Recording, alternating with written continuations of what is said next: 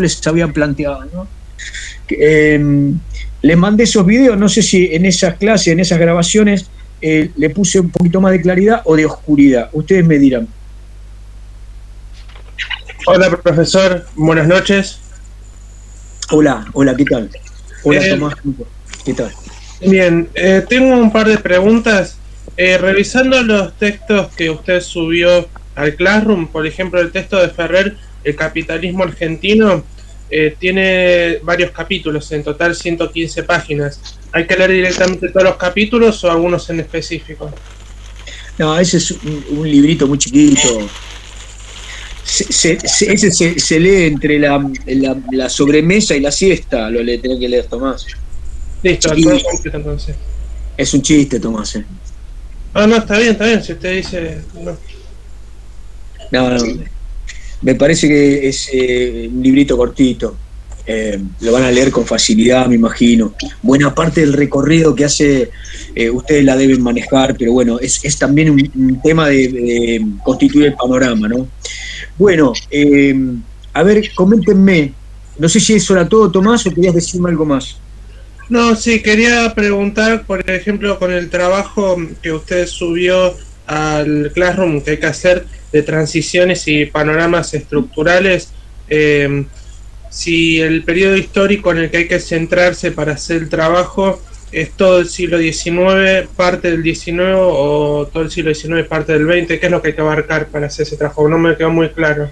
No, Tomás, yo le sacaría el título de trabajo, era el intento de que ustedes recuperaran, a partir de lo que hablamos acá y de lo que ustedes venían leyendo, que tenían fresco el siglo XIX, y le llamo transición al periodo que uno puede pensar que se da entre el comienzo de la organización del Estado, digamos, 1860, 1861, 62, es un corte, o puede ser, no sé si avanzaron con Matías y llegaron al 80, el 80 es el gran corte. Ese me parece que es un periodo donde se empiezan a configurar los marcos de la Argentina moderna, porque en términos concretos, digamos, el siglo XIX transcurre dentro del periodo que yo les enmarqué como 1880-1930, ¿no? 5 décadas que tienen parte del siglo XIX y parte del siglo XX. Como dice Hobsbawm, yo creo que tenemos un siglo corto, un siglo XX corto, porque para mí el siglo XX, desde el punto de vista de lo material, comienza en el 30, pero digamos, no vamos a entrar en esta disquisición. Concretamente me parece que uno podría hablar de una historia del siglo XIX claramente donde están las guerras civiles en torno a la organización del Estado Nacional. Y entonces uno puede decir, bueno, eso ocurrió, yo creo que ocurrió entre el 20, entre el 10 y el 62, si ustedes quieren, ¿no? O el 80. Del 80 al 30 ocurrió otro proceso, que es parte del siglo XIX y parte del siglo XX, y del 30 a la fecha, acá estamos, ¿no? Entonces, digo, la transición claramente puede darse entre el 60 y el comienzo del siglo XX, pero eso es según como lo quieran ver ustedes. Justamente les di libertad para que ustedes piensen esa transición de cómo venían y de los que yo les había planteado. Pero es un tema de sentarse y ver qué sale de ahí, no tiene más mecanismo que después lo podamos trabajar acá, ¿no? No lo pienso corregir como un trabajo. Me parece que es un ejercicio para poder después intercambiar, ¿no? No, o sea, es un trabajo para reorganizar las ideas y practicar la capacidad argumentativa, ¿no? Sí, Tomás. De acuerdo, listo. Entonces, gracias, profesor. Bueno, los escucho. Buenas noches, Juan. ¿Cómo estás? Buenas noches. Hola, a todos. ¿Cómo te va? ¿Qué tal? Mira, a mí me quedaron algunas dudas de las clases que estuve viendo. Bueno, en principio aceptar esta propuesta que haces de la suspensión del juicio, esto casi de la filosofía aséptica, ¿no? Esto de suspender un poco el juicio para poder abordar un poco más profesionalmente, si se quiere, la materia, y para poder arribar a conclusiones un poco más acabadas y más académicas. Perdóname, Maxi, para que haga un pie de página ahí, porque es muy importante que empieces por ahí. Escuchen, vamos a llamarlo como lo dice Maxi, si digo suspensión del juicio, yo discreparía, vamos a estilizarlo mejor. Suspensión de los ejes político-ideológicos que todos tenemos enmarcados en el sentido común histórico. Para decirlo con palabras de un historiador, ¿no? Hay periodos que son tan oscuros que nadie los quiere abordar. Por ejemplo, durante mucho tiempo, los años 30 no se estudiaban, porque todos sentían un rechazo visceral por ese periodo. Lo mismo podría pensarse, y se pensó durante un tiempo, del menemismo. Entonces, esa mirada de ese periodo como otro, que no quiero ver porque ya lo conozco y es ominoso, lo que no me permite es abordarlo. Y cuando alguien lo aborda, siempre lo veo como una justificación. No, nosotros que estudiamos historia tenemos que estudiar todos los periodos. Suspender esa mirada tan categórica, porque lo otro lo tenemos siempre. Los rasgos político-ideológicos son connaturales a la observación histórica, al registro histórico. Dale, Maxi, eso era. Bien, bueno, aceptando esa premisa, digo, a mí la duda que me genera, sobre todo porque por lo que vi encarás la materia, que es imposible no hacerlo, ¿no? Desde principalmente un eje económico, o por lo menos en este principio, en esta introducción, y la habías mencionado en la clase pasada también, a Damil, con estas 3 etapas que marca la etapa liberal, la etapa del estatismo, bueno, el fin del estado de bienestar. Mi consulta, o lo que me hace ruido en realidad, no sé si es una consulta, para analizar la economía argentina me cuesta no mundializar, digo, porque no universalizar. Digo, hasta el 30 tenemos una etapa liberal. Bueno, en el 30 ahí está el crack de la bolsa, en el 29, el crack del 29, digo, las políticas del New Deal, el estado de bienestar, la sustitución de importaciones, digo, en casi toda América Latina. Imagino yo que también un miedo ante la crisis económica que se avecina, un miedo al avance del socialismo, que está demostrando, digamos, fuertemente un avance tecnológico, o cierto éxito en el progreso técnico y científico. Digo, en definitiva, es una defensa, una autodefensa del capitalismo, el estado de bienestar, que surge prácticamente en todo Occidente, y después la crisis del petróleo marca el fin del estado de bienestar, pero en líneas generales, o sea, desde Gerald Ford que empieza con con las medidas de austeridad, y después, bueno, obviamente la dupla Reagan-Thatcher, que es como la más clásica para analizar el periodo de desindustrialización. A mí me llama bueno, esto que hablas de Menem, a mí y del menemato, a mí me han cargado mucho. Yo lejos estoy de defender al turco, pero la realidad es que cuando uno tiende hacia, hay un ombliguismo fuerte, no es solo en el análisis historiográfico, digo, hay un ombliguismo fuerte en la Argentina, en línea general, en la sociedad. ¿Cómo analizar el menemismo sin entender que en el 89 cae el muro de Berlín? O sea, ¿cómo analizar las privatizaciones del menemismo sin analizar que se estaba privatizando la Unión Soviética? O sea, mismo, el núcleo más duro del estatismo.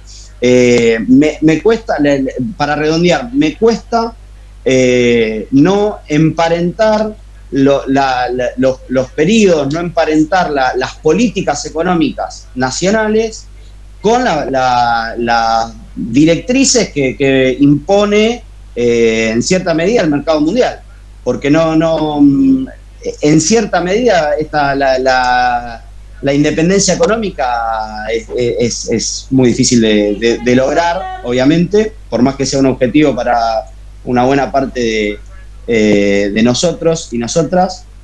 Me parece que es muy difícil analizarlo en términos individuales, analizar a Argentina como país y sus medidas económicas, sus procesos económicos. Por eso me detenía en estas 3 etapas que marca Damil, son exactas a las de Occidente. Lo que vos decís, Maxi, yo coincido en todo lo que decís. No sé si vos decís que te hacía ruido porque en los videos no lo viste expresado, porque en realidad nosotros no vamos a empezar ningún análisis sin ver el marco mundial. Ningún análisis. En el esquema que les estoy presentando, traté de prolijarlo porque el otro era un papel espantoso. Si vos querés la verdad es que por una cuestión espacial, digamos, no le quise sumar arriba, pero está claro que es así, digamos, cada una de las 3 etapas tienen un marco mundial que no vamos a desarrollar más que en los efectos, es decir, la política superestructural del Estado argentino va a tener un marco de relación obvio, digamos. A ver, para decirlo concretamente, en lo fáctico uno puede decir, a partir de 1880, Julio Argentino Roca despliega una política casi de adopción de un coloniaje explícito, digamos, ¿no? Entonces la Argentina se convierte de hecho en un complemento de la expansión británica. Y eso cruje, pero termina con el crack del mismo imperio, digamos, con la crisis de Gran Bretaña. No obstante eso, después del 30, el pacto Roca-Runciman intenta y restablece un vínculo que no termina hasta, digamos, que las condiciones de salida de los capitales británicos se llevan a cabo. Por eso digo, no, estoy totalmente de acuerdo, por eso que no te haga ruido, porque a lo mejor no lo viste en el esquema, pero es así. Lo que sí yo no les puedo garantizar en todos los casos es la abundancia de desarrollo del marco mundial, ni que lo que vayamos diciendo acá vaya exactamente con el ritmo que le vayan dando con Jacobi, porque bueno, a veces esos ritmos dependen, pero sí lo vamos a tratar porque es consustancial al desarrollo. Si nosotros tenemos que estudiar la relación entre el Estado argentino, la sociedad, el mercado y la cultura, pero eso en un marco de escalas. La escala mundial es determinante. Así que bueno. Perdón, Juan, que interrumpa. Yo, sinceramente, había entendido algo parecido también en lo de Maxi, como que había una intencionalidad en una especie de teoría de Argentina de la implosión, si se quiere, de que llegamos acá por cuestiones nuestras y no por cuestiones ajenas. Eso es lo que entendí yo también desde los videos. O sea, como que está bien. No hacía... Ahora te entiendo, ahora entiendo lo que dice Maxi, Leandro, te entendí. A ver, acá yo lo que diría es suspender el marco de nuestras corrientes o de nuestra adopción a determinado sentido político-ideológico, tiene, entre otras medidas, el de la superagudización de algunas miradas en torno a la sobredeterminación que pueda ser el espacio mundial de la Argentina. Y yo lo que digo es, si tenemos resuelto que hay una etapa que fue el neocolonialista, y bueno, está claro que la Argentina no vamos a tener demasiado debate al interior. Lo que yo quiero decir es, las relaciones, la estructura de clases y las relaciones de las estructuras de clases con los agentes de determinada situación mundial, hay que estudiarlos también en términos endógenos, porque si no el proyecto nacional desaparece ante el vuelco fagocitante de la etapa imperialista, el imperio. Y entonces las explicaciones internas cobran casi un carácter como epifenómenos, ¿entienden? Y entonces yo puedo glorificar, justificar o hacer un examen, si ustedes quieren, miope, con determinadas políticas muy estatistas, muy occidentalistas, muy cosmopolitistas, o muy cerradas a distinto canal. Entonces, sí, evidentemente, por ahí yo en los videos pido la suspensión porque me parece que el marco mundial está presente, pero lo que digo es, a ver, para darle un ejemplo, la cercanía a Roosevelt o al presidente que quieran, o a Mitterrand, o a los chinos, no depende estrictamente de una condición de lo que los chinos hagan con nosotros, sino de las múltiples alianzas potenciales que están en los distintos grupos políticos y que tienen una tensión interna.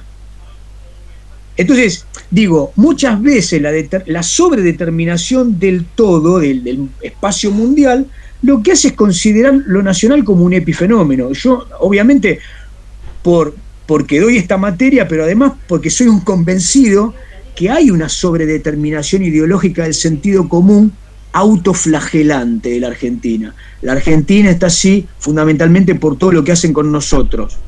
Digo, esta es una mirada que la tenemos que suspender, porque si no está claro que el fin, digamos, la historia cobra un carácter teleológico, todo lo que somos es lo que los demás quieren hacer de nosotros. No, a ver, para decirlo claro, Perón tuvo varios proyectos en su gobierno. Entre esos proyectos tuvo que elegir algunos los tuvo que sepultar porque su propia Grey no se lo permitía, porque sobredeterminó el antiimperialismo yanqui y después se quiso acercar, y de hecho se acercó a los Estados Unidos. Y sin embargo, otro grupo le decían, te estás perdiendo el tren de la reconstrucción europea, y lo perdió, Brasil lo ganó. Entonces digo, poder otear en la tensión de los grupos y de la estructura de clases, en muchos casos también depende de ver las escalas en las cuales, o a través de las cuales impregnamos esta relación de lo nacional con lo mundial. Juan, hola a todos. ¿Cómo estás? Bien, en relación a eso, leyendo el texto de Ferrer, que ahí claramente podemos hablar de conceptos como el capitalismo, la globalización y cosas mundiales que afectan a cada territorio en particular. Si eso lo linkeo con Nun, por ejemplo, que burdamente diríamos que el fulano dice, bueno, con todo esto hay algo que tenemos que decidir desde el interior, ¿no? Como el proyecto nacional, como decías, la autonomía, democracia, entre comillas, y demás, que no hay dudas que son efectos de ciertos hechos mundiales que afecta a cada territorio en particular. Pero digo, con eso después va a haber una decisión interna de qué hacer, creo. Sí, seguramente. Nosotros tenemos que hacer, justamente porque ustedes cursan una mundial, una americana y una nacional, nosotros tenemos que tratar de no dimensionar esos factores que en sí mismos pueden ser muy determinantes, digamos, ¿no? De cualquier modo, si ustedes quieren, esto también puede ser efecto, porque no me acuerdo exactamente, porque hay veces que estoy más tronado, que hay días que estoy más tronado que otro, entonces puede ser que haya puesto ejemplos particulares, pero hay algo que tenemos que ver con la bibliografía y con las corrientes y demás, que es este esquema de connotación del sentido común histórico en el recorrido de la disputa, la compulsa política actual. Cuando digo actual es el periodo contemporáneo, en la medida que se está tramando y se está escribiendo sobre un pasado relativamente reciente, bueno, nos tiene que acostumbrar a tener esa paciencia para dejar enfriar esos libros y dejar enfriar las condiciones en las cuales hacemos el análisis. Para decirlo, si ustedes quieren, mucho más claro. El cadáver de Perón está caliente todavía. Porque el peronismo es un problema, comillas. Es un problema en tanto no ha sido convenientemente explicado, pero porque está vivo. Y porque la naturaleza de su formato político está interpelada por los propios peronistas, justicialistas, etcétera, etcétera, pero sobre todo por aquellos que compiten por explicar por qué el problema peronismo obturó otros planes que hubiesen sido más exitosos. Por lo tanto, el cadáver de Perón está caliente. ¿Quién fue su sucesor, su mejor sucesor, etcétera? Sobre eso, todos nosotros tenemos opiniones, diría, de sentido común y de pasión por el proyecto nacional. Hay que suspenderlas. Porque si no, no le podemos entrar a un texto, porque cualquier texto que hable en contra de lo que yo pienso es gorila. Ese tipo de categorías hay que suspenderlas. Ahora, lo que decías vos, Leandro, lo que decía Maxi, es un calado un poco más grueso. Es decir, ahí tenemos que tener valoraciones más macro. ¿Cómo hacemos dialogar a Hochbaum o a, no sé, a Koselleck o a Procacci con Ansaldi, con Juan Carlos Torre? Juan Carlos Torre, Ansaldi y demás van a estar hablando las relaciones entre el socialismo y van a estar diciendo el socialismo era más cosmopolita y antibolchevique. Todas esas categorías van a estar vinculadas siempre con qué distancia tenían con Moscú, o qué distancia tenían con Roma, o qué distancia tenían con Washington. Eso está presente siempre. Lo que no podemos hacer es sobredeterminar los periodos económicos, lo vamos a marcar, los periodos políticos lo vamos a marcar, porque si no, no se puede explicar casi nada. Pero sí, por ahí viene por el lado de que yo en la presentación suelo poner ejemplos así un poco más brutales respecto de lo que yo configuro que son problemas. ¿Por qué les planteo el problema? Por ejemplo, espero que podamos llegar hoy a ver el tema de los problemas políticos. Entonces, nosotros tenemos 3 o 4 grandes problemas políticos que conviven con nuestra cultura contemporánea, ¿no? Cultura política y demás, que tienen en torno a una cantidad de recorridos que los tenemos que estudiar en el 30, en el 40, en el 50, en el 60, en el 70, que están más que vivos. Hay que dejarlos enfriar mientras leemos. Esto es lo que digo, ¿no? Y seguramente los recorridos que hacemos en las lecturas y en autores que nunca hubiésemos leído por nuestras secuencias ideológico-partidarias o políticas, leerlos ensancha la capacidad de reconocimiento del otro en términos de la interpretación historiográfica. Esto es lo que yo les planteo como hipótesis de esta cursada. En algunos casos muchos de ustedes van a confirmar muchos de los sentidos históricos que traían, histórico-políticos, y otros a lo mejor van a seguir leyendo a los otros que nunca hubiesen leído. ¿Entienden, no? Si no hacemos el reconocimiento de esos otros, se nos angosta demasiado la diversidad discursiva de los sentidos que se tensionaron y que se negociaron a través desde el siglo XIX hasta el siglo XX, ¿no? Perdón, Juan, incluso siguiendo esa misma línea, o por lo menos lo que yo entendí, incluso también me parece que hay una intencionalidad de hacer el foco quizá en las clases medias y trabajadoras y no tanto en las clases élites, y echarle también la culpa a todo lo que nos pasa a la afuera y a la élite, y ver sino también qué pasó con esas dos clases, o por lo menos eso es lo que yo también me pareció interpretar de esos videos. Vos sabés, Leandro, que en general es un problema ese, porque es un problema. A ver si todos me pueden seguir con esto, pero tengo un dolor de marote hoy.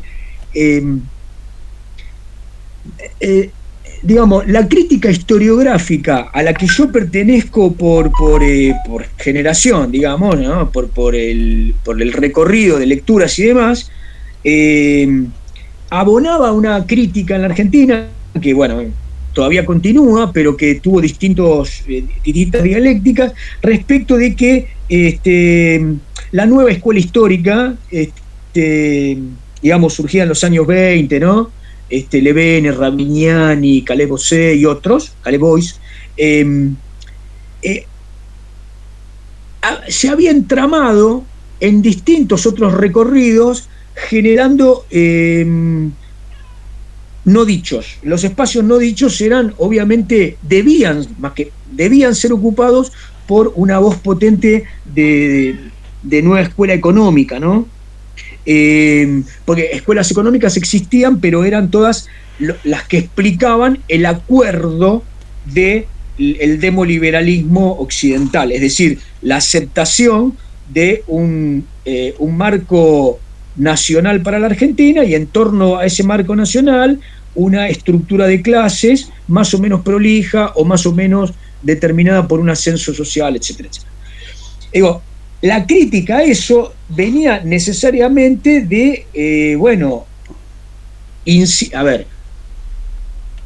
tomar las distintas corrientes que hacían de América Latina y su impronta, digamos, como sector vulnerado por ese capitalismo occidental, y a partir de ahí ver en qué medida era invocado este progreso o este desarrollo nacional, por un lado, y en qué medida las corrientes que hacían de los tópicos revolucionarios un lugar para el estudio económico marxista, es decir, para explicar las categorías ocurridas dándole la voz económica al marxismo. Volver de ahí es difícil porque todas esas voces económicas plantean como un problema definido que la oligarquía era parasitaria y que la burguesía era un sector antipopular unido en forma más o menos inconsciente e indiferente, si ustedes quieren, a las líneas del capital imperialista, de la penetración transnacional y demás. Entonces, esas voces abundaban en la mirada respecto de qué organizaciones potenciales tenía el campo popular, trabajadores, sectores medios, etcétera, o pequeños, en esa tensión con los propietarios de los medios de producción. Entonces, me parece que a estas alturas hay una cantidad de textos políticos escritos de manera maravillosa. Pero uno puede leer tranquilamente algunos textos de política de Hilda Sábato, ha escrito más del siglo XIX, pero me parece que se puede leer a Privitelio, o se puede leer a Catarusa y a otros, y a la vez poderlos articular con algún historiador que siempre mira el paneo social desde el anticapitalismo, como es Adamowski. Entonces, yo les voy a decir, miren, Adamowski es claramente marxista y en todos sus recorridos de las clases sociales va a ver en el capitalismo un actor, va a ver conspirativamente al capitalismo modelando la sociedad. Y esto es indiscutible. Ahora, uno en el recorrido de esos textos lo que va encontrando es que si no explica las variaciones de posicionamiento en las élites y en las burguesías, tampoco puede explicar determinadas alianzas. Uno no puede explicar claramente al radicalismo en sus distintas etapas si no va viendo estas rupturas al interior de la burguesía. La burguesía no es un colectivo transparente, es muy complejo. Y digamos, lo que nosotros podemos llamar clase parasitaria, esa concentración poderosa del siglo XIX que llamamos oligarquía, ¿en qué medida desapareció? Hay autores que dicen directamente, Godio, que ellos dicen, bueno, miren, la verdad que cuando hablamos de eso, hubo tantos cambios al interior de eso. Entonces, ¿qué pasa? Estudiar la historia de las élites, la historia de la clase media y la historia de la clase popular, todo junto, realmente necesitamos un seminario paralelo para la clase. Entonces yo lo que voy a ir haciendo es mechando alguna bibliografía y diciéndole, y esto es un recorte de la cátedra, a mí me parece que en esto está bueno Adamowski para ver esto, en otro momento hay momentos claves, es decir, acá se nota que estos sectores, y eso pertenecería, si ustedes quieren, a un marco de una mirada más sociopolítica o socioeconómica que económica macro o política macro, ¿no? Lo vamos a ir haciendo. Yo intento que, digamos, que haya un aporte para futuras lecturas que no den una posición determinada, porque yo no la tengo. Es decir, tengo incertidumbres en cada momento de la cátedra, en cada punto tengo incertidumbre, tengo cosas para leer. Entonces, es bueno pensar cómo el tramado de esta disciplina, que son muchas disciplinas, porque no hay. Hoy tenemos especialistas en historia económica de la Argentina, en historia social, en historia cultural, en historia política, política micro y política macro. Entonces, en ese sentido yo voy tratando de plantear estos esquemas que en general lo que hacen es, acá hay un estado de la cuestión, podemos ir por acá, y vamos enmarcando, ¿no? Esto, hay elecciones, qué sé yo, uno puede agarrar la cátedra y decir, bueno, yo le voy a dar un posicionamiento claro en este sentido, y los otros búsquenlo ustedes. Yo no soy de esa idea. Prefiero que ustedes tengan la posibilidad de leer en distintos sentidos, ¿no? Y hay periodos que son tan complejos que yo pude ir desarmándolos en cosas que no comprendía. Por ejemplo, yo no comprendí durante muchos años a la derecha porque no leía a los historiadores de la derecha. Qué fácil, así de fácil. No los entendía porque no los leía. Y no entendía a los que defendían la mirada antiterrorista, comillas, o antisubversiva, porque no los leía, porque eran un otro, que era horroroso leerlo. Pero bueno, eso está en contra de una cátedra de historia. Uno puede seguir planteando un eje y decir, leamos esto, y bueno, los otros planteaban tal cosa, ¿no? Yo creo que es necesario que le entremos a ese otro. Por eso digo, la suspensión es necesaria. Y en todo caso nos permite seguir analizando desde una mejor posición. Pero, reitero, este posicionamiento mío es mucho más cercano a la necesidad epistemológica y a la construcción de la disciplina, y aún a una certidumbre. Hay que seguir leyendo, porque uno lo que hace acá es una introducción al campo, una introducción a la temática, ¿no? Con los textos que yo les doy, con lo que charlemos acá, está claro que uno va a ir, y con lo que charlamos entre nosotros, uno va a ir a hacer una clase y la va a dar bien en el secundario. Pero no, yo estoy planteando acá una disciplina en el marco de que tenga líneas de investigación, pensando que ustedes tienen que ser potenciales estudiantes de una licenciatura en historia. Entonces, en ese sentido, tengo que marcar el campo de la disciplina a futuro. Este es el interlineado, ¿entienden? De cualquier manera, cuando yo me vaya de tema, ustedes me traen y lo charlamos. La idea es esta. Profe, bueno, la última consulta, para que me todas las que vos quieras, un poco más claro.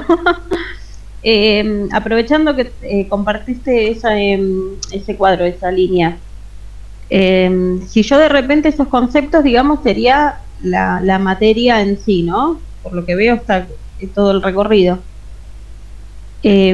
Con el material que nos subís, más las clases, digamos que cada concepto, si lo desarrollamos un poco, podemos ir como con eso. No, yo lamento decirte que hay mucho más, Valeria. No, sí, hay mucho más. ¿Qué más? No. Si mirá, hay por todos lados, flechita, todo. No, bueno, pará. Ahora vamos a hacer este recorrido. Hay otras periodizaciones, pero yo elegí esto. Yo quiero saber quién se queda de a pie. Si ustedes miran esto, lo que decía Maxi hoy es, desde un punto de vista panorámico, porque hay subetapas, pero desde un punto de vista panorámico, se puede decir que la historia argentina del siglo XX tiene 3 grandes etapas. Y que esas 3 grandes etapas tienen una periodización, digamos, en economistas de lo que se llama la Escuela Nacional, si ustedes quieren, la Escuela del Nacionalismo Económico, como Damil y Ferrer, que periodizan distinto, pero fíjense que casi coinciden en el corte 75-76 y en el corte 30, y en el corte 80, obviamente. Aunque se puede decir que Ferrer, si bien marca el 80, él dice que la economía primaria exportadora empieza en el 60. Entonces, ahí lo que yo les quiero que ustedes tengan claro es que existen problemas económicos. La Argentina fue en una etapa fuertemente dependiente y extranjerizada. Los medios de producción de la Argentina nacieron con una extrema extranjerización. Eso existió en todo el mundo, digamos. Los capitales británicos y después, y junto con los franceses, alemanes en menor medida, pero después junto a los norteamericanos que se expandieron, invirtiendo sus excedentes de la segunda etapa del capitalismo, hicieron grandes inversiones en nichos de gran producción extractiva, y en la Argentina no quedó fuera de eso. Fue uno de los nichos más exitosos de ese capitalismo. Yo diría el más exitoso. Por eso digo, hoy escuchamos voces que dicen la Argentina fue la economía primera del 1895. Es una relación totalmente descabellada en términos de que compara cosas incomparables. Pero es verdad que la Argentina, sí, la relación de la poca población, pocos productores, el volumen exportado y la relación al interior daba un PBI per cápita que era el primero o estaba entre los 6 primeros. Eso es indiscutible. Por eso la Argentina era un boom exportador. La pregunta es, ¿con qué exportaba? ¿Dónde estaban las herramientas, los mecanismos, los capitales, los bancos, las cereales? Bueno, todo eso era 8 de cada 10 veces, 8 de cada 10 partes, discúlpenme, era británico, alemán, después norteamericano. Entonces, está claro que cuando el mundo presenta cuellos de botella de demanda o de oferta, la Argentina tiene problemas. De demanda, cuando el mundo se cierra por la crisis y deja de comprar, o le compra a sus colonias, como el caso de Gran Bretaña, la Argentina no tiene a quién venderle, no tiene diversificado su mercado mundial. Y cuando esos mismos países entran en guerra y dejan de producir cosechadoras, herramientas, rieles, porque fabrican armas, la Argentina no tiene de dónde proveerse. En los dos sentidos la Argentina tiene cuellos de botella y provocan crisis eso. Y obviamente esas crisis se transforman, en el caso de la exportación, en crisis de divisa, porque la Argentina produce divisas, tiene ingresos fundamentalmente a partir de la exportación. La Argentina no cobraba impuestos, tiene un sistema bastante alocado tributario, porque básicamente se basaba en ese crecimiento hacia afuera. Esa Argentina da lugar a otra Argentina con el cierre, con el proteccionismo, ¿no? de los años 29-30 y la Gran Depresión, a un mundo que se cierra. Entonces la Argentina no está fuera del mundo y genera un periodo de gran intervención, pero llamativamente la Argentina es más interventora y más estatista que todos los estatismos mundiales, excepto los totalitarismos. Profe, o sea, cuando hubo un periodo liberal, la Argentina se fue de mambo y sale de los libros de economía. Cuando hubo estatismo, la Argentina se fue de mambo y fue la más estatista de todas, hasta generar una puja distributiva que genera en el liberalismo esta queja. Lo que dice el liberalismo en los años 60 y 70, y que tiene razón, es la Argentina generó una plus renta asociada al Estado por el lado de industriales. O sea, había industriales que no competían en el mercado porque tenían asegurada una renta a partir del estatismo. Es decir, el Estado le configuraba una renta improductiva a esas empresas, ¿sí? Empresas que eran improductivas, generaban una renta a partir de la expansión del Estado. Y la alta sindicalización del trabajo generaba también improductividad. Los trabajadores cobraban salarios por afuera del marco de lo que la economía argentina era en relación a otras economías. Entonces, el Estado subsidiaba doblemente a empresarios más o menos vagos y a trabajadores improductivos. Esto dicen los liberales, no digo yo digo que dicen los liberales, y que tenían razón. ¿En qué sentido? La Argentina, por esa razón, era altamente inflacionaria. La Argentina empieza a ser crecientemente inflacionaria en la medida que ese Estado no se retira de algunos sectores que puede retirarse. Entonces, fuimos tan estatistas hasta que vino el crack.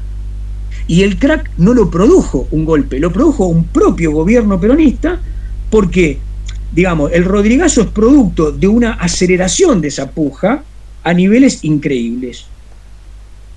El nombre de esa crisis siempre es puja salarial, el Estado comprimiendo tarifas y liberándola de golpe. Entonces, y finalmente, cuando el Estado, a nivel mundial, el Estado decide retirarse de los servicios que configuran el estado de bienestar, en el 74, 75, Thatcher, Reagan, etcétera, dice, bueno, se acabó. Entonces, digo, ese modelo de concentración económica, de capitalismo financiero, de globalización, comienza en la Argentina, pero de nuevo, la Argentina se va de mambo con Menem y globaliza tanto, privatiza tanto, que privatiza hasta el petróleo. O sea, fuimos los más liberales, fuimos los más estatistas y fuimos los más privatistas. O sea, la Argentina saltó de un estatismo extremo a una liberalización extrema. ¿Cómo terminó eso? Bueno, terminó en el 2001.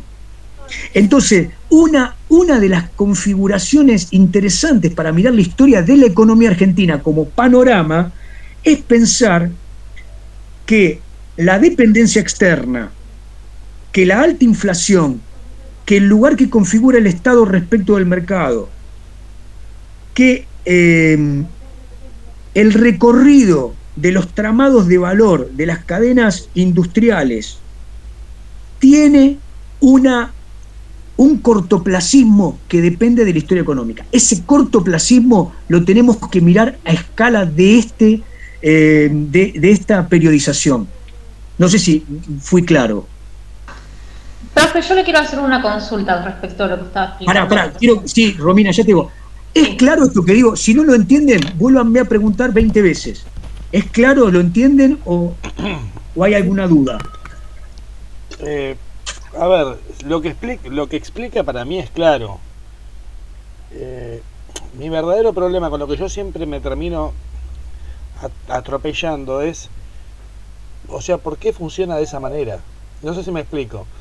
O sea, tenemos una visión cortoplacista, somos exagerados en las cosas, y yo digo, ¿y a qué se debe ese fenómeno? Porque es como que lo que siempre me termina desorientando es eso. El no bien, gran ver pregunta, lo que pasa, pero no comprenderlo. Alexis, gran pregunta, porque es una pregunta que uno se responde después de estudiar mucha historia argentina contemporánea y no responderla. Es más, la sensación que tengo es que cuando nosotros decimos no tenemos proyecto nacional, no hay políticas de Estado, no hay acuerdo entre los sectores, estamos diciendo siempre esto. Romina. Sí, yo con la explicación que dio, sí, para mí también es claro. Lo que quería hacer es como marcar un poco más, a ver si yo entendí. Cuando usted habla de estos cuellos de botella que se hacen en relación a las economías dependientes por ahí de los mercados internacionales, ¿está hablando, esto se da, digamos, hasta 1930 por marcar un periodo y después comienza lo que vendría a ser la parte estatal que comienza a ser fuerte? A ver, Romina, usted también piensa en esto, no es que en el 30 se acabó el comercio internacional. Lo que uno tiene que hacer ahí, tenemos que hacer, es, yo después les voy a mandar un PowerPoint que tiene como 60 o 70 diapositivas, que fui mechando de distintos autores. Entonces, en esas tablas, uno ve esto. Lo que yo quiero decirte es esto, a ver, para que vos entiendas. En el año 1895 hasta el año 1913, la Argentina exportaba maíz, trigo y lino entre los 3 primeros productores mundiales. O sea, la Argentina hacía maíz, trigo y lino siempre en el primero, en el segundo o en el tercer lugar. Lo mismo pasaba con la carne, con los cueros y con la lana.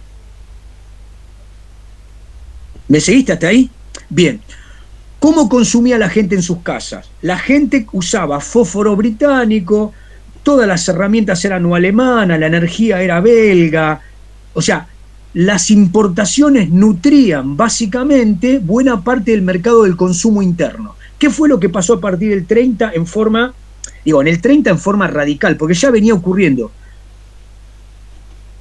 La Argentina empezó a sustituir importaciones y en la medida que vos no tenés dólares porque dejás de exportar, lo que empieza a pasar es que se produce internamente, con otra calidad, con otro calado. Y empezás a nutrir a tu mercado interno con lo que vos producís. Entonces, a partir de los años 30, crece el mercado interno en el PBI. El PBI nacional tiene mayor crecimiento en lo que es el mercado interno respecto de lo que es el mercado externo. Pero la Argentina nunca deja de venderle al mundo. Lo que tiene es que en su PBI hay una composición de mayor aporte de la actividad económica del proceso interno. No sé si me explico. La Argentina tiene ahora más industrias, más consumo dentro del marco nacional. Con capital... Perfecto, sí, lo entendí perfecto. Profe, una pregunta. ¿Me escucha? Sí, Facundo. Sí, Facundo. Esto que está describiendo usted se refiere, digamos, el crecimiento hacia adentro y hacia afuera, o sea, mercado interno, ¿a eso se refiere lo que usted está explicando? Exactamente. Ah, ahí está, esa era mi duda, ahí está. Para que ustedes entendan, el PBI de la Argentina ahora debe tener un 75-80% en el mercado interno. La Argentina hoy es una economía muy cerrada y muy poco exportadora.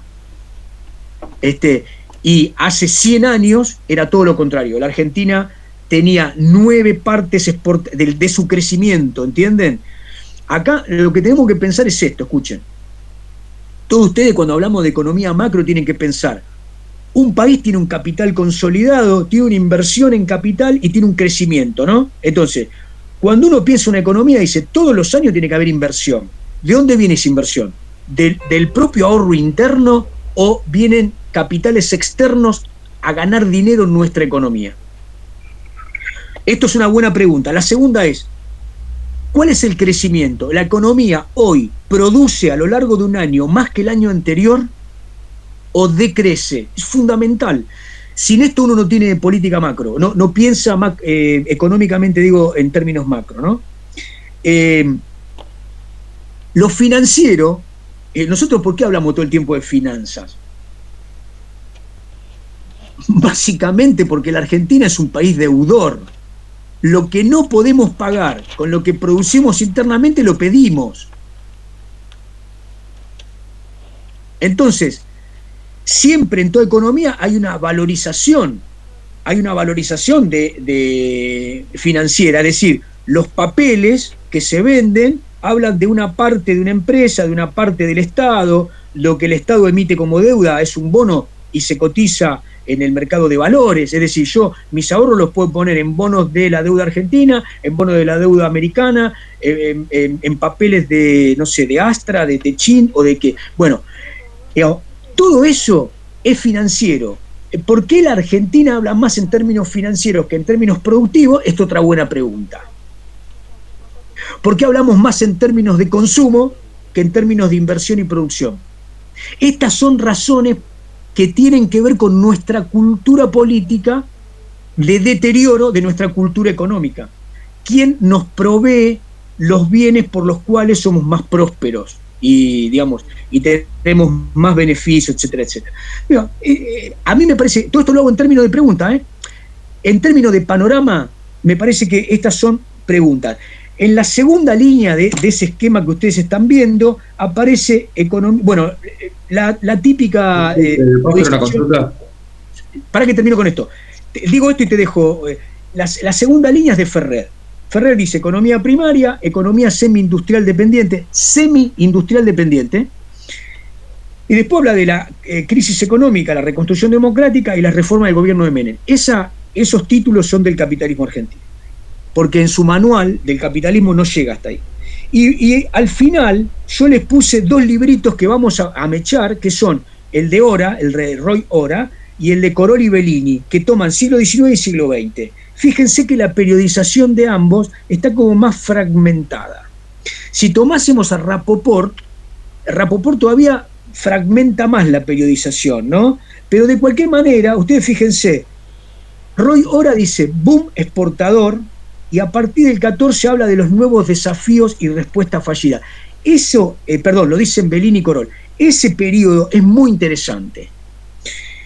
Después, fíjense, a partir del 30 hablan de crisis, depresión y de recuperación, hablan del peronismo, y después ahí fragmentan más, ¿no? Políticas ortodoxas, fracaso del autoritarismo que se refieren a Onganía, y después viene una unanimidad. Desindustrialización, hiperinflación, convertibilidad y crisis. Sí, me parece que en términos de panorama esto está bien. Dale, me olvidé tu nombre. Ariel. No, yo estaba viendo, digamos, lo que usted nos había mandado, una de las diapositivas, y quería preguntarle por el tema de marca como un hito la creación del Banco Central de la República Argentina, ¿no?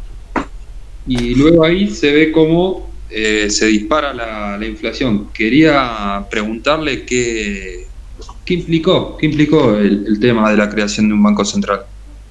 En esa serie económica está hecha por los grandes estudios liberales, ¿no?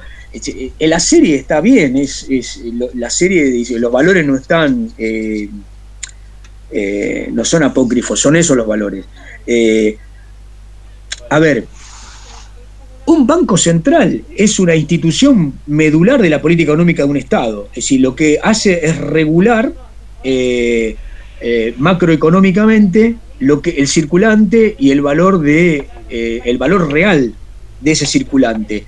Vos pensás que la moneda es uno de los atributos fundamentales de la estatalidad. Digamos, el Estado tiene soberanía en términos políticos, ¿no? Tiene un poder, el Estado legisla, el Estado tiene una dominación a partir de la coerción, etcétera, etcétera. Bueno, en términos económicos, el Estado tiene una fortaleza a partir de su moneda.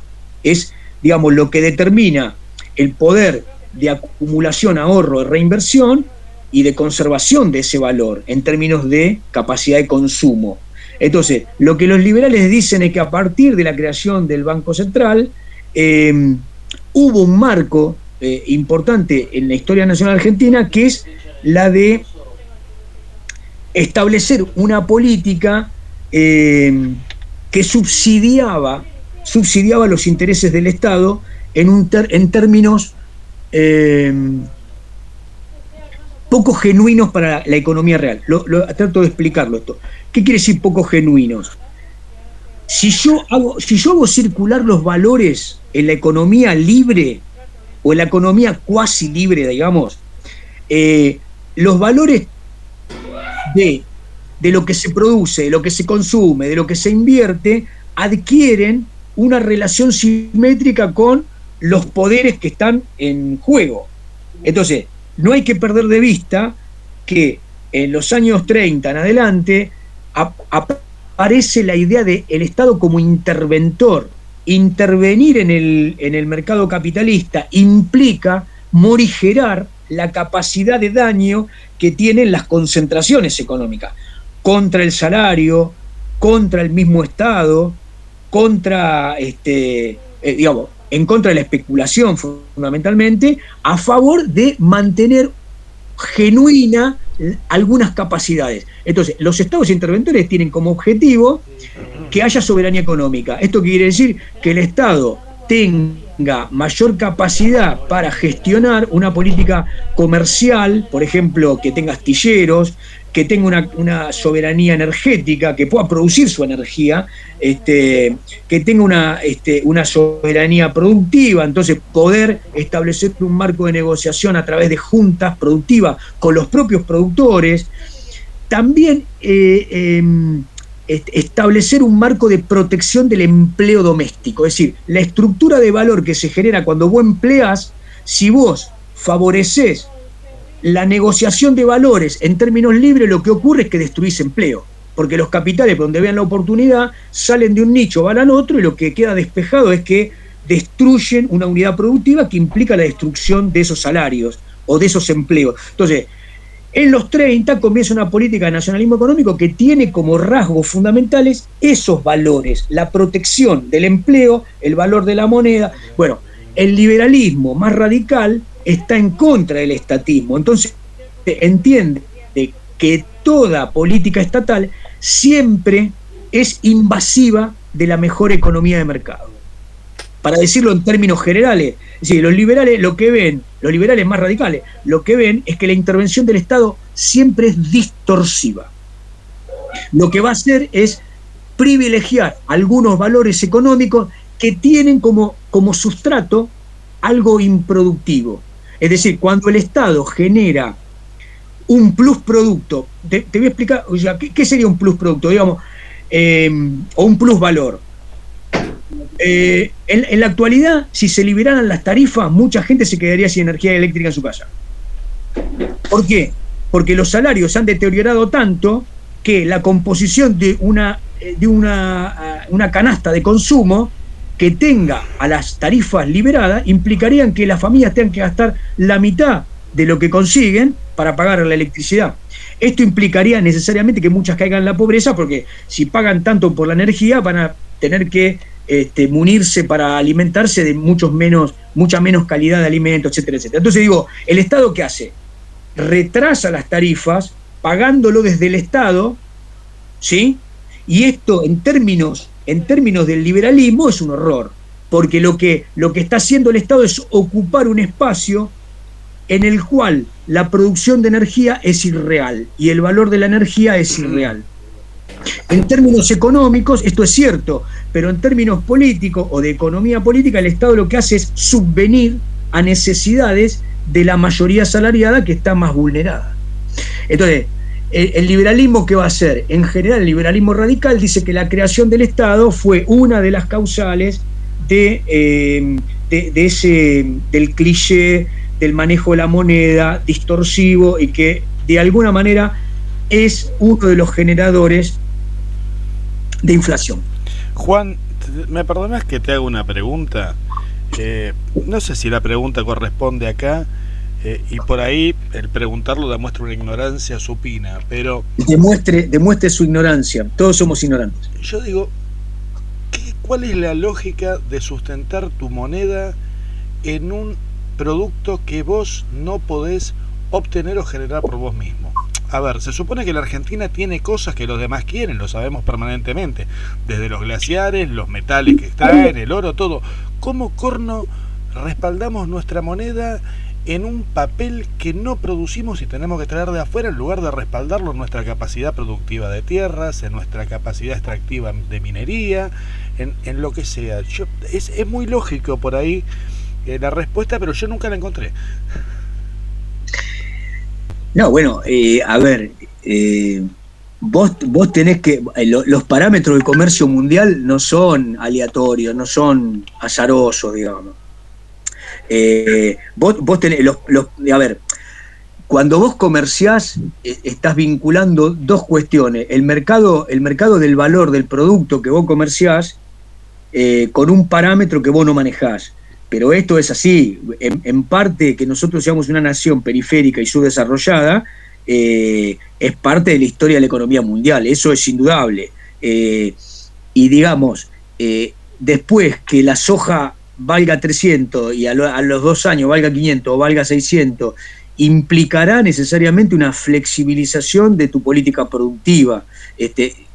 Digamos, esto es así, digamos, no le encuentro más respuesta. Tiene que ver con, digamos, cánones de la economía mundial. Siempre que hay un mercado, aparece un parámetro que es consensuado como moneda, y en general la impone la economía más poderosa, ¿no? Es así. Escuchen, acá para pasar un cachito de problemas, a ver, díganme si ven lo que yo le estoy compartiendo acá. Se ve, profe, se ve bien. Bueno, sí. Bien, muy bien. Vamos al eje político. Lo que ustedes están viendo ahí, que yo les estoy presentando, es una sencilla segmentación del siglo XX a partir del eje que podría llamarse sistema político. Pero sistema político ingenuamente, con ingenuidad. Es decir, establezcamos las categorías desde las cuales el sistema político argentino se configuró nacionalmente. Es decir, el sector que logra doblegar a los díscolos del interior establece un marco, si ustedes quieren, occidental, que es un sistema republicano, representativo, federal. Bueno, ese es el carácter que en todo caso no existía y al cual los románticos liberales de fin del siglo XIX le imponen al trazado macropolítico, ¿no? Entonces, a partir de ahí, yo elegí, para trazarlo de manera bien canónica, ¿no?, decir que entre el 12 y el 16 tenemos una república representativa. Los sectores que ustedes ven ahí en rojo, en lo color más oscuro, son los sectores claramente, o los periodos, perdonen, claramente dictatoriales.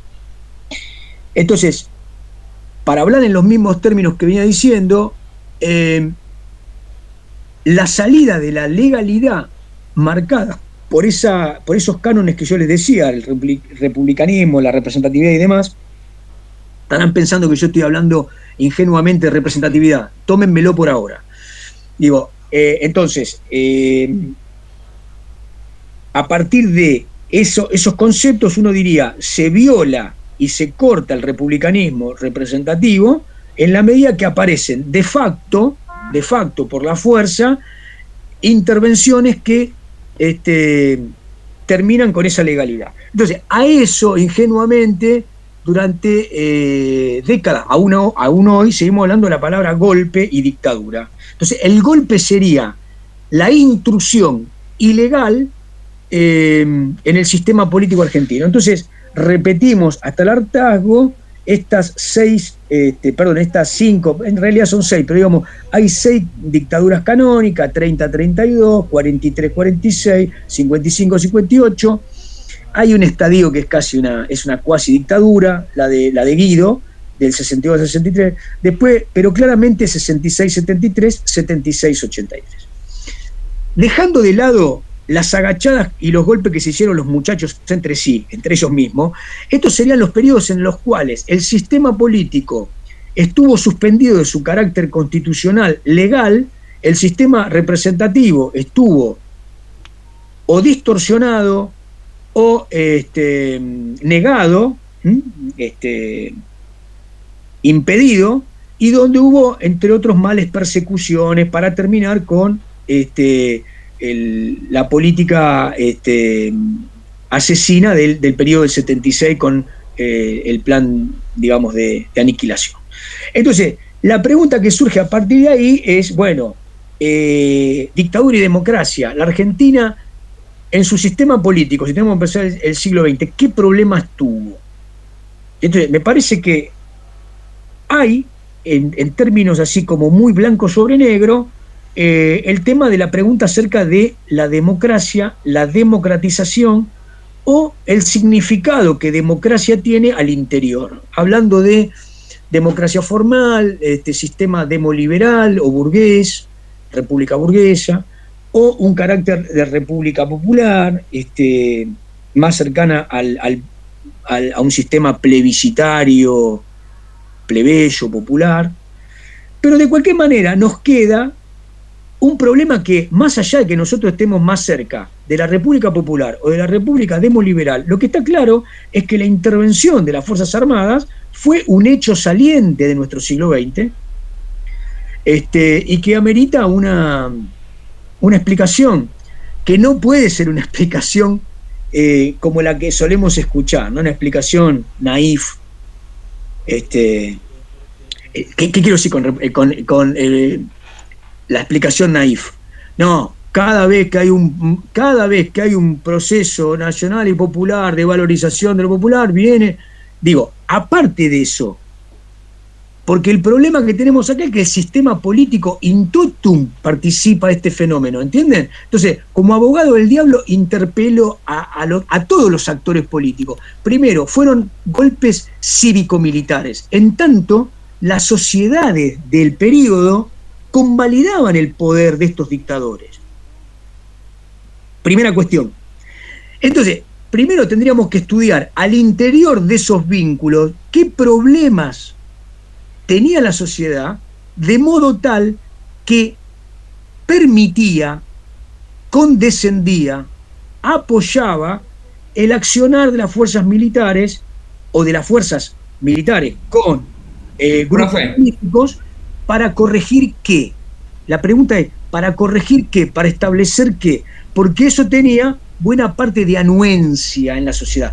Este es el ítem que hay que revisar y que genera incordio. Sí, Gastón. Sí, que usted en un video usted explica que la gente pensó que la dictadura iba a reorganizar la estabilidad política, pero no se pensó que iba a ser un genocidio en ese momento. Se pensó que se iba a reorganizar, como usted puso en el video, la estabilidad política, pero terminó siendo un genocidio. Sí, Gastón. A ver, empecemos, a ver, tal como Gastón hace con la última dictadura. Lo digo en términos muy sencillos, ¿eh? Primera pregunta. Si nosotros analizamos la democracia del 12 o del 16 al 30 con los cánones del año 83, está claro que tenemos que hacer una historia del republicanismo democrático o de las fuerzas democráticas en la Argentina para entender cuáles fueron las tensiones en las que mayoritariamente el pueblo logró mayores derechos participativos. Esta sería la compulsa. Entonces, ahí hay un tramado muy importante, porque ahí uno ve a los actores que en general son bastante invisibles. Por ejemplo, no sé, Alicia Moró de Justo y las mujeres luchando por el voto femenino mucho antes que la ley del peronismo, ¿no? Para el voto femenino, ¿entiendes? Digo, hay un recorrido que es necesario aunar para generar una corriente de la voz de los derrotados. ¿Quiénes fueron los que pulsaron por esos derechos y derechos que después fueron consumados en un periodo? Esa sería como una primera línea. La segunda sería establecer el marco de la cultura política en cada etapa. Está claro que en el periodo del 12 al 30, en esa república representativa, los inmigrantes eran los otros. No eran sujetos de derecho político. Las mujeres tampoco eran sujetos de derecho político. Y establecer ahí algunas preguntas a la literatura histórica, ¿no? O al género histórico. Y después me parece que en cada una de estas etapas tenemos que entrar al periodo. Antes del año 30, ¿qué se estaba gestando? En la Argentina había sectores de la élite claramente profascistas. Entonces, el 30 no es algo que surge con Uriburu. Es decir, ahí tenemos que pensar qué se venía abonando desde el centenario de 1910 en términos, lo que estoy diciendo, ese golpe estaba larvado, con muchísima antelación. ¿En qué medida ese golpe tenía condimentos de la iglesia, condimentos antibolcheviques, poderosísimos, ¿no? Y condimentos antiobreristas? Entonces, digo, eso explica un proceso en donde buena parte de la sociedad, de la élite y de la clase media, apoyan a este grupo de primeros nacionalistas radicales en el 43. Y una cosa más, disculpen, antes de seguir adelante, el 30, el 43, el 55, el 66 y el 76 tienen nombres rimbombantes. ¿Qué dicen los profascistas del 30? Que hubo una revolución. Lo pedía el pueblo, que era anti-irigoyenista. ¿Era el pueblo anti-irigoyenista? La verdad es que la mitad de la sociedad está en contra de Irigoyen. Irigoyen en el 28 había accedido, casi plebiscitado. En el marco de un año se pulveriza su poder. Y buena parte de la sociedad encuentra que Irigoyen ahora era un ladrón, un plebeyo, etc. Tómenme esta descripción, así. En el año 43, buena parte de la sociedad veía todo lo británico con un carácter de clara conspiración imperialista. Por lo tanto, el 43, por el grupo del GO y los militares nacionalistas, fue declarado revolución. Y Perón, a lo largo de toda su vida, dijo que el 4 de junio era una revolución. El peronismo se explica por esa revolución del 4 de junio del 43. Sin embargo, del 43 al 46 una dictadura. Explicar el contenido de esa nueva cultura nacionalista que tenía un fuerte tufillo profascista, mussoliniano y en algunos casos bastante nazi, es complejo, porque no eran profascistas ni nazis, no querían intervenir en la política argentina para generar un Estado totalitario. No obstante, lo que ellos enarbolan es una revolución, es decir, están luchando contra la burguesía liberal y contra los bolcheviques. Sin embargo, lo llaman revolución. Nosotros después, durante mucho tiempo, llamamos golpe. ¿Qué hacemos con esto, no? En el 55, el gobierno peronista es bombardeado, perseguido, finalmente desplazado del poder, y se habla de la Revolución Libertadora. Revolución Libertadora. La plaza que había llamado Perón meses antes se vuelve a llenar, pero en este caso con antiperonistas. Nos habíamos liberado de la segunda tiranía. En el 66, Onganía enarbola la Revolución Argentina. Revolución Argentina. Y en el 76 los militares dicen proceso de reorganización nacional. En ningún caso esos procesos fueron abruptos. No es que vino un militar de un día para el otro y dio el golpe. El golpe, si ustedes quieren, más abrupto fue el de Uriburu. Pero todo el mundo lo esperaba. Todo el mundo esperaba que hubiese un movimiento de ese tipo. El gobierno estaba asediado. Todos los demás son golpes bastante... cuando uno mira los periódicos, ¿no? Las revistas y demás, eran golpes con una historia, ¿no? Con una historia tramada. Entonces, lo que enfrentamos acá es... a esto se le podría sumar que ya en plena democracia, Alfonsín, a partir del 87, y esto culmina con Menem, tienen todavía una recidiva, ¿no? De sublevaciones con un tufillo también progolpista, aunque no lo fueran en la capacidad de realizarlo en sí misma. La Argentina vivió esos 4 años con el fantasma de lo vivido, digamos, ¿no? Entonces, ¿qué encontramos como unidad del periodo que arranca entre el 30 y el 83? Ahí tenemos una bibliografía que es la de Alan Rouquier, que escribe en el 84 y dice, bueno, la Argentina tuvo una era militar, y lo explica con un concepto que es el de pretorianismo. Él dice que el pretorianismo es la condición por la cual la ciudadanía entendió que los militares eran legítimos actores políticos del sistema. Y en el cual los partidos políticos, que eran los legítimos actores del sistema, legitimaban a las Fuerzas Armadas, en tanto negociaban condiciones más allá de la representación popular. Es decir, los propios radicales, después los propios peronistas, los conservadores de acá o de allá, negociaban su participación en el golpe y alguna tajada de poder en alguna provincia o en algún ministerio. Entonces, me parece que la explicación de Rouquier es muy interesante, no porque sea definitiva, porque ensaya una teoría, una hipótesis respecto de por qué ocurrió esto, que es muy interesante y que tiene un tramado económico. ¿No? Para Alan Rouquier, para decirlo fácil, después ustedes leerán el texto y me dirán lo que les parece.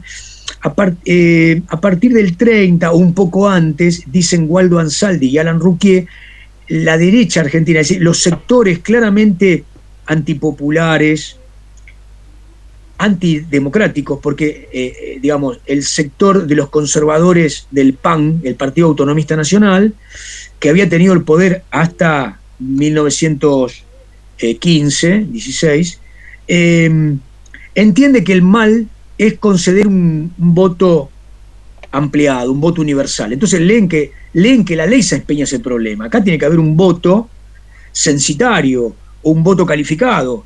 Entonces, ¿qué hacen? Según Alan Rouquier y Waldo Ansaldi, lo que hacen es establecer una sustitución hegemónica. Como no tienen partido para establecer un marco en el cual ganar las elecciones, tienen que generar un marco restrictivo por vía coercitiva. Entonces, a partir del 32, un propio general, Agustín P. Justo, lo que hace es generar un modelo en el cual se proscribe al irigoyenismo, se persigue al comunismo, se prohíbe la actividad sindical más radical y emancipatoria, y se lo reemplaza por un sistema de fraude.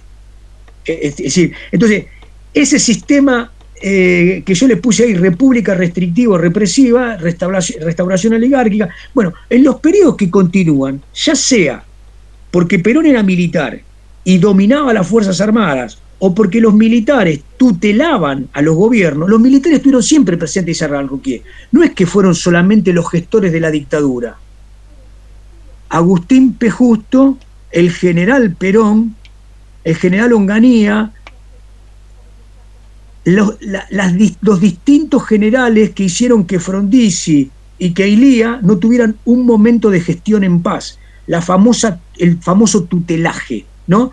Había un gobierno débil porque el peronismo estaba proscripto y lo que hacían los generales era cuidar la pureza antipopular de esos gobiernos. Esos gobiernos no podían tener un calado popular, no podían negociar con el peronismo, no podían ser más o menos independientes ni muy radicales en lo económico. Por lo tanto, ahí está claro que Alan Ruquier lo que nos está diciendo es: hubo una omnipresencia de las Fuerzas Armadas como un gestor legitimado.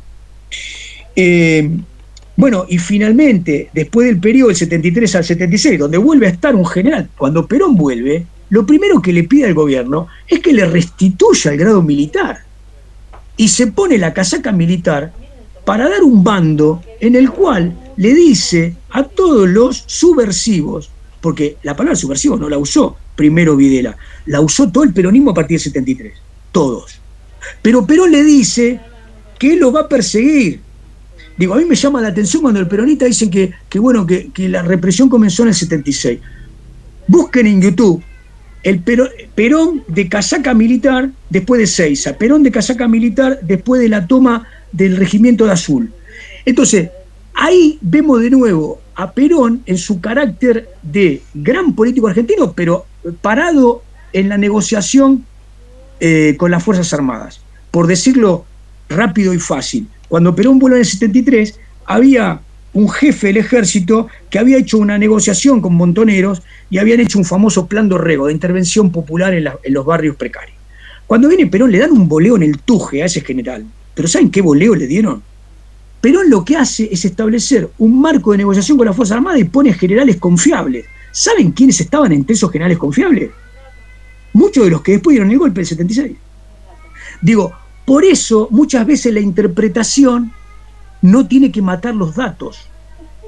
Entonces, volviendo al carril, lo que dice Alan Ruquier, si examinamos todo este periodo, está claro que hay en la cultura política del sistema político argentino algo que está desplazado por algunas razones. Las razones que él esgrime son que los sectores de la élite no tienen capacidad para tener partidos propios y ganar las elecciones, por lo tanto hay una sustitución hegemónica. Las Fuerzas Armadas vienen a ser una especie de gendarme gestor de los intereses de esos sectores, equilibrando al sistema político que no tiene equilibrio, comillas.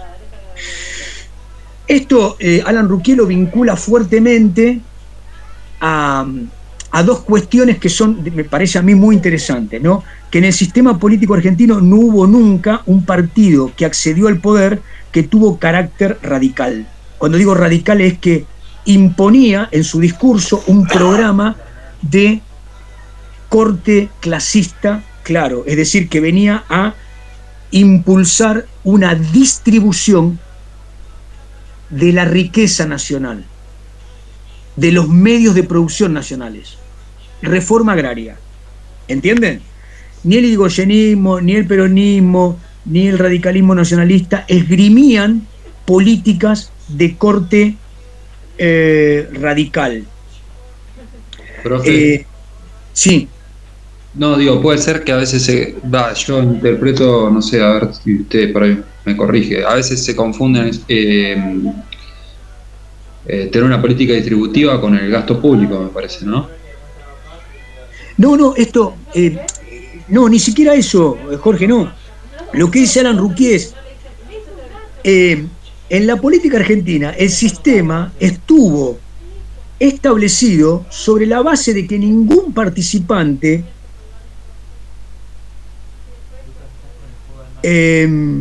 amenazó la distribución de la riqueza. La riqueza está dada por la distribución de la tierra, la distribución de grandes capitales.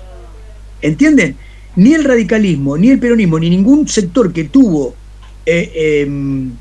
propensión a la llegada al poder, es decir, representación de masas, tuvo en su discurso una capacidad para negar el sistema de origen. El sistema de origen era un capitalismo fuertemente extranjerizado, con un sistema de participación tal como yo les vine explicando, ¿no? Entonces, el reequilibrio de este sistema aparece siempre de la mano de un gendarme que sustituye a la élite que no tiene partido. Esta es una hipótesis, está bastante tomada por otros autores, es una hipótesis, me parece interesante. Sobre todo porque nos hace leer al resto de los autores, nos hace leerlos en clave más compleja. Los golpes fueron parte de nuestra historia, no fueron otros. ¿Entienden? Esa es la primera cuestión. Hay que, digamos, en términos panorámicos, decir, los golpes fueron parte de nuestra historia, no fueron otros. Profe, ahora, perdón, Juan, ahora una, no sé si una consulta, pero una nota al pie si se quiere. Evidentemente, algo igual, por más que no esos partidos, ni el peronismo ni el radicalismo, podían poner en juego la distribución de la riqueza, evidentemente algo le molestaba, porque si no, por algo lo derrocaban, si no los hubieran dejado. Evidentemente a esa élite algo evidentemente no le gustaba de lo que hacían, porque si no hubieran dejado que sigan gobernando. Muy claro, por supuesto que sí, por supuesto que sí. Lo que yo te podría decir en principio es, lo que intenta Ruquier es buscar una... A ver, ¿cómo te lo puedo decir? A mí me parece interesante el capítulo porque le encuentra un concepto y una cantidad de preguntas al resto de la historia, no porque la hipótesis me parezca la única válida, pero me parece que es una buena hipótesis para mirar el panorama. Ustedes le van a encontrar puntos de fuga, como el que acaba de decir Leandro ahora, u otros. Yo lo que digo es, está claro que los militares acceden al poder cuando hay sectores que lo incomodan. Uno de esas incomodidades es mucho más el unanimismo que el radicalismo expropiatorio. Es decir, hay en los militares más reacción contra el unanimismo irigoyenista. Entienden lo que es unanimismo en política, ¿no? Es decir, una corriente que asume que ellos son los representantes del todo nacional. Por lo tanto, el sistema tiende a la hegemonía, ¿no? A una hegemonía de partido. La verdad es que este es un problema que arrastraron el irigoyenismo, ciertamente, y el peronismo, no a partir de lo que dicen los militares, sino a partir de lo que decían sus discursos y lo que decían el resto de los componentes del sistema político genuino, digamos, lo que decían los demócratas progresistas o los socialistas de don Hipólito, y lo que decían los radicales, los socialistas y otros del peronismo. Es decir, hay en la cultura política argentina una tendencia al unanimismo, y este es otro de los problemas. ¿En qué medida los militares formaban parte de este unanimismo? Es otra pregunta que aparece y me parece interesante. Bien, acá les acabo de compartir el esquema siguiente que está hecho sobre este que yo les planteo ahí, en donde, como pueden ver, yo le agrego ahí algunos actores que me parece que tenemos que tener en vista para ir dando respuestas, ¿no? Entonces, ¿cuáles son los problemas que me parece que se pueden sacar de acá? Los que les mencioné los vamos a tratar de sacar de Alan Ruquier. ¿Qué otros problemas aparecen, no? Bueno, según Waldo Ansaldi, ustedes ven ahí que los actores políticos antes del 30 aparece nacionalismo, el radicalismo aparece antes, el socialismo que se fragmenta, de ahí el comunismo, bueno, el anarquismo, que obviamente no tiene acciones importantes en el sistema político en general, digo, ¿no? No tiene la búsqueda de la ocupación del Estado, sino la destrucción del Estado. Aparece el sindicalismo, y ustedes fíjense que hay un cuadrito de un texto que vamos a leer más adelante, que es la trunca transición del régimen oligárquico al régimen democrático.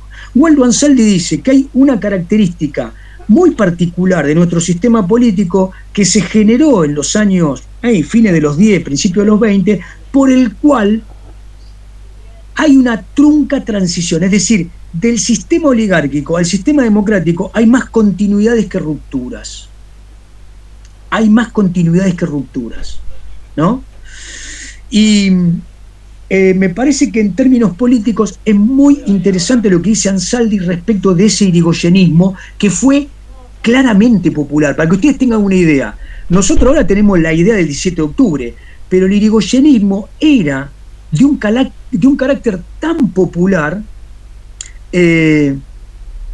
digamos, pónganle un par de décadas antes, pero la gente llegó a pulso el féretro de Irigoyen, digamos, hay escenas, las primeras escenas de masas se dan cuando Irigoyen es empujado su carro hasta la casa de gobierno. Hay realmente una religión hipolitista, ¿no? Don Hipólito es realmente el primer héroe nacional. Y los contradictores de Irigoyen lo veían como un profascista o como un pro-bolche. ¿En qué quedamos? ¿Profascista o pro-bolche? Entonces ahí Waldo Ansaldi ensaya un análisis de esos actores políticos que lo que vienen es a consumar el sistema político. Si la Argentina tenía que consumar un sistema político representativo genuino, lo tenía que hacer con estos actores, con el socialismo de Juan B. Justo, con la democracia de Lisandro de la Torre. Es decir, esos eran los sectores que estaban en el centro del sistema político, que se juramentaban establecer un sistema representativo, parlamentarista y equilibrado. Ahí él tiene una proyección de por qué eso fracasó. ¿Qué otros problemas tenemos? El que yo ya les dije, bueno, hay una era militar, ¿no? Arriba en rojo, está claro que a partir del 30, los sectores populares, los sectores de la defensa de los derechos del trabajo y de los derechos de la organización laboral, de la representación de los trabajadores, es perseguida en forma casi continuada, ¿no? Ahí tenemos que ver las distintas líneas de esa violencia política que va a ir increciendo. Hay una historia de la violencia política en la Argentina que crece desde el 30, digamos desde el 30, ahora crece de antes, pero digamos en el 30 cobra un carácter, me parece, muy creciente, ¿no? Y para finalizar, por lo menos esto que me parece a mí que es lo más grueso, el peronismo. El peronismo es, en panorama, el problema político del siglo XX en Argentina. Porque participa de la era militar, porque participa del unanimismo y porque es, en términos de representación popular, el movimiento, el partido, como quieran por ahora, con características hegemónicas, masivas, masivísimas. Y porque su perdurabilidad niega a todos los que contradijeron la posibilidad de que el peronismo siguiera siendo exitoso más allá del liderazgo de su creador, ¿no? Entonces, lo digo en pocas líneas hoy para que más o menos nos quede trazado. El peronismo fue llamado un movimiento oportunista por algunos porque venía a salvar los olvidos de la burguesía, es decir, aquello que la burguesía no había repartido convenientemente, según algunas miradas, fue ocupado en forma oportunista en un vacío de poder por Perón. Uno podría decir, el peronismo fue el lugar maldito de la burguesía. El peronismo es el lugar maldito de la burguesía. Vino a ocupar ese lugar y la burguesía entonces tiene que ver en el peronismo a un contradictor que está permanentemente limitando los intereses de esa burguesía y su lugar en el esquema, digamos, del mercado, ¿no? Por otro lado, otros dicen, el peronismo fue el país maldito de los proletarios, es decir, es quien le quita el auditorio a todos los sistemas de representación de los trabajadores. Si socialismo, anarquismo, sindicalismo revolucionario, se quedan a partir de el año 43, 44, 45, crecientemente sin sus organizaciones, o sea, se quedan con sus organizaciones pero vaciadas. El peronismo comienza a ser hegemónico en la representación de los trabajadores. Sobre esto hay mucho para decir. Yo lo estoy diciendo ahora de la manera más grosera y general que puedo. Sí, Juan, ¿sabes qué? Porque a veces, perdóname, ¿no? Pero hablando de esto, sin hacer un análisis profundo, tengo la impresión de que todo es peronismo. O sea, es como si dijeras, si sos alto sos peronista, si sos bajo sos peronista, si sos gordo sos peronista, si sos flaco también sos peronista. O sea, si estatizás sos peronista, pero si privatizás también sos peronista. Y si apoyás determinados sectores obreros sos peronista, pero si cerrás ferrocarriles también sos peronista. O sea, siempre sos peronista, no importa qué corno hagas, siempre sos peronista de alguna manera. Entonces es muy difícil definirlos. Bueno, justamente me das pie solamente para presentárselos, para presentárselos.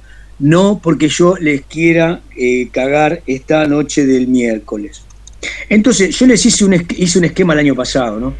Basándome... Esperen, ¿lo están viendo ahí? ¿No? ¿O sí? No, estamos viendo lo mismo que estábamos viendo antes. Claro, dice el siglo peronista, la era militar. Perdonen, ahí va. Ahí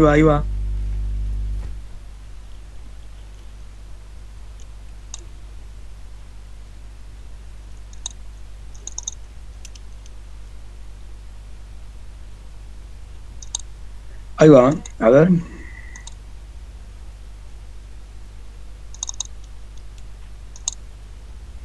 ¿Ahora? Sí, ahora sí. Ahora sí, profe, se ve bien. Bueno, entonces, escuchen, hay un... Me corto la escuela. No, es un historiador, ¿no? Horowitz, que hablaba de los 4 peronismos. Godio hablaba de los 3 peronismos. Uno claramente tiene que hablar, por lo menos, haciendo historia de los 2 peronismos, el peronismo clásico inicial y la vuelta de Perón. Y si uno fuese muy plano, uno diría que lo que vino después es otra cosa. Pero no.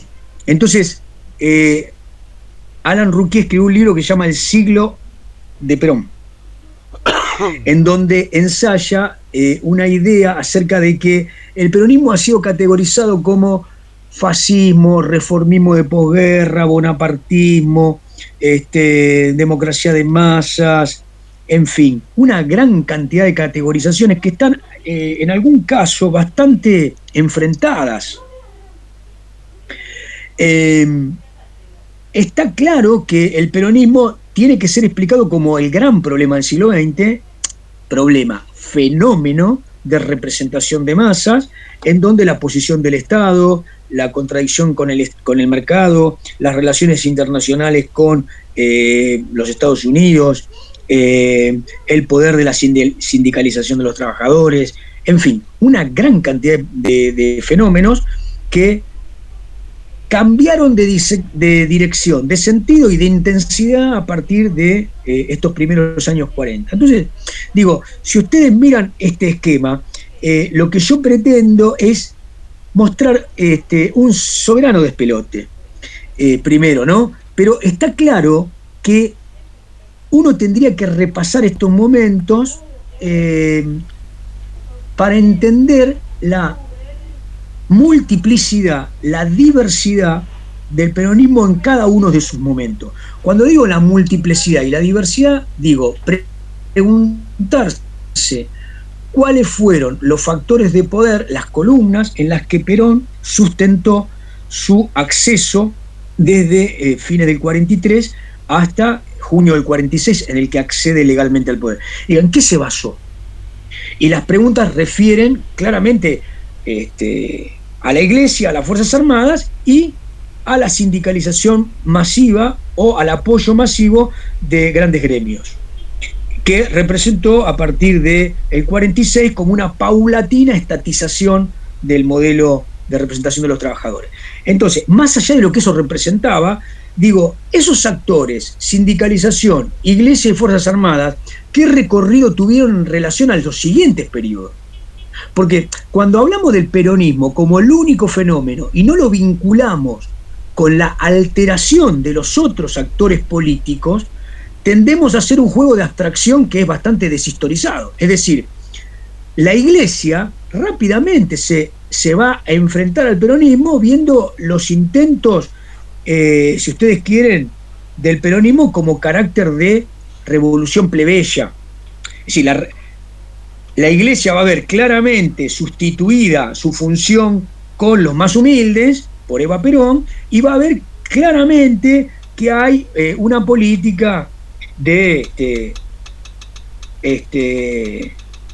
yo diría de culto a la personalidad, que claramente va a ser de alguna manera difundida en los sectores humildes con un tinte religioso en algún momento, a partir de la segunda etapa, a partir del 50 con la crisis, se va a dar esto de manera creciente. Entonces, digo, por esas razones, y porque la Iglesia también se quiere convertir en un actor político, claramente el peronismo deja de ser aliado de la Iglesia por los años 50, y después la Iglesia va a ser el principal factor de su caída.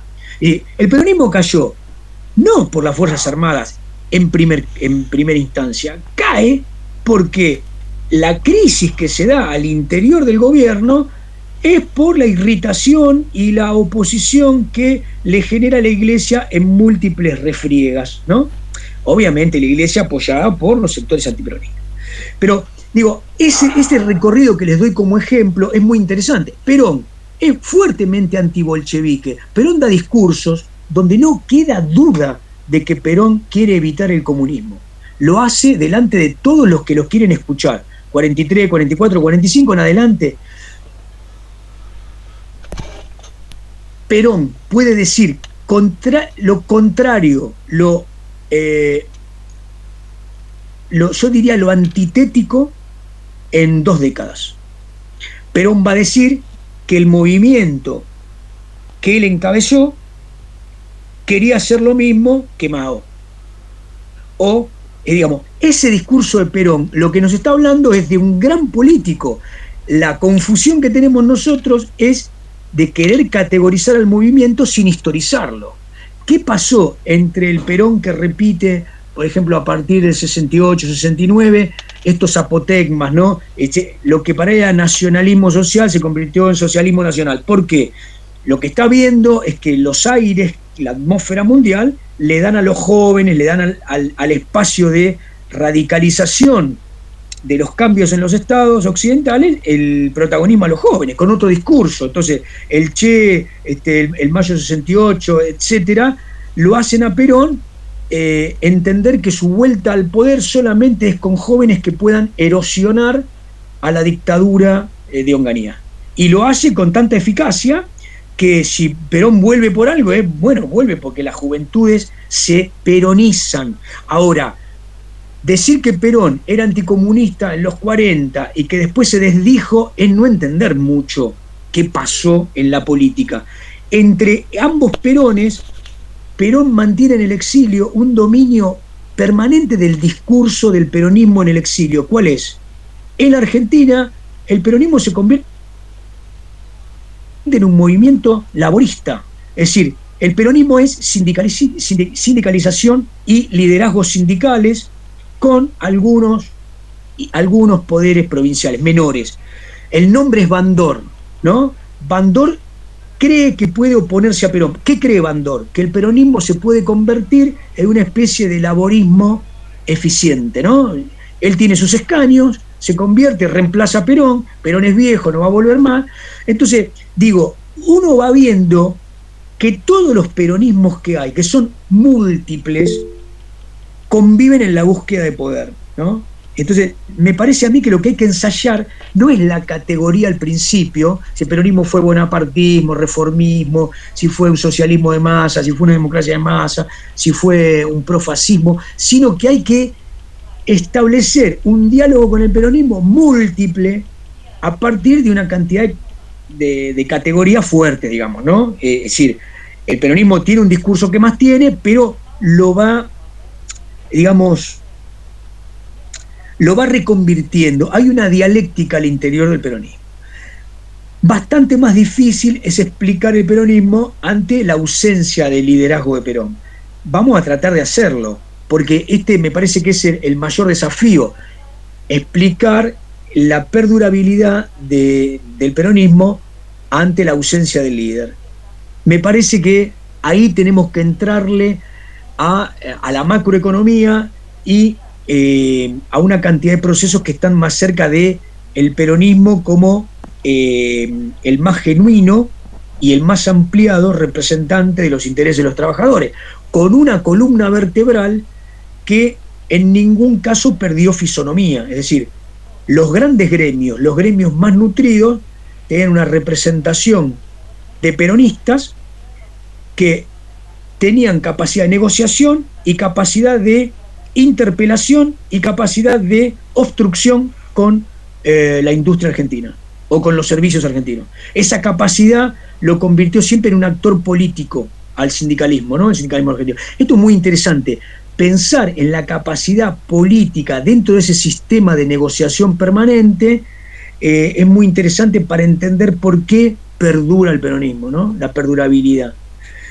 Bien, son 10 menos 4. Díganme algo y nos vamos. Gracias y buenas noches.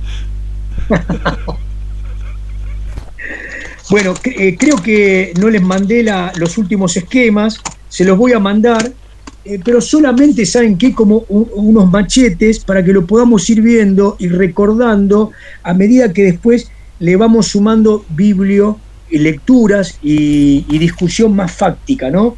A cada periodo. Me parece que este es un tema. Quiero decir con esto, nadie puede venir a decirme en el final, no, mirá, Juan, yo preparé esta parte política, la económica no, me olvidé. No existe. Nadie me puede decir, Juan, me estás pidiendo que te vincule lo económico con lo político. No existe. Nadie me puede venir a decir, pero yo te di radicalismo y me estás preguntando por peronismo. No hay forma de darle final sin saber peronismo. No hay forma. No hay forma. Y me parece a mí, no hay forma de que ustedes no empiecen a leer los textos sin tener panoramas. Es decir, los panoramas, ¿qué quiere decir? Hay problemas que uno les tiene que encontrar. Por el lado que le busque, pero hay problemas. Llegan hasta el presente, hay que tener un diálogo, ¿no? Entre lo que nos pasa como sociedad y tratar de hacer los dos caminos, ¿no? De conectar estas corrientes más macro con el problema. Bueno, gente, nos vemos mañana. Péguenle una mirada a esto y mañana, si les parece, discutimos algo más. No me acuerdo si colgué el texto colgué el de Ruquier seguro, el de Palermo también. Para el tema del peronismo yo les puse un texto que es breve, Vicente Palermo. El año pasado habíamos leído bastantes fragmentos de Ruquier, El siglo de Perón, pero ¿saben qué? Tenemos tan poco tiempo. Si ustedes quieren, yo los cuelgo para el que quiera, lo ponemos como bibliografía complementaria, porque el año pasado hicimos una clase de evaluación donde distintos grupos tomaban texto y lo volcaban en clase. Pero ahora estamos como un poco impedidos. No quita que eso... ¿Cómo, Romina? Palermo lo subió, de hecho, bueno, sí. Yo leí, habla mucho de esto de lo que pensaba la Iglesia con respecto a que fueron engañados, por lo que pensaba en principio Perón, que en principio se apoyó el peronismo y después en un momento habla de que Perón sostenía haberles instruido, era el alumno pretendía superar, subordinar a sus maestros. Sí, escúchame, Romina, muy bueno, escúchame. ¿Podemos hacer esto para que no sea tan monologada? Me gusta la idea, porque leyeron mucho, yo pensé que no iban a tener tiempo. A ver, los textos que tenemos que son el de Ferrer, que yo colgué, ¿no? Está el de Ruquier, el de Ruquier, el de Nun y el de Palermo. Nada más que estos cuatro. Son los cuatro que yo recuerdo. Mañana, 10 minutitos, al mejor postor, el que quiera, lo bajan y así es más charlado, ¿Les parece? Falta el último esquema. Bueno, Romina, vos ya leíste ese. Romina va con el siglo de se llama el siglo peronista de Palermo. Arréglelo por el grupo de WhatsApp y entonces y la otra semana también le damos media hora a otros 4 con otros textos. Me parece que se va a hacer más dinámico. Sí. Charlamos más, ¿les parece? Bueno, gente, nos vemos mañana. Nos vemos. Chau, profe. Chao, profe. Hasta luego. Buenas noches. Chao.